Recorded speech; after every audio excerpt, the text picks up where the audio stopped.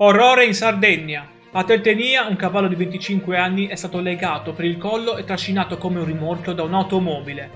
L'atto di maltrattamento è stato interrotto dai carabinieri. 3 persone denunciate. Io sono Matteo e ti ringrazio per essere qui sull'Isola Informa.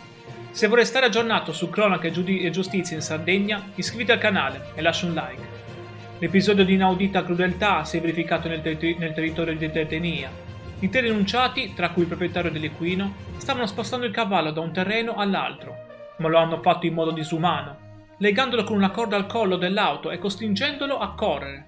L'azione è stata interrotta da una pattuglia dei carabinieri durante un controllo di routine del territorio. I 3 uomini sono stati denunciati per il grave reato di maltrattamenti di animali in concorso.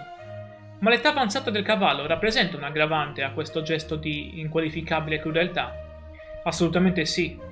L'età di 25 anni rendeva l'animale ancora più vulnerabile all'abuso.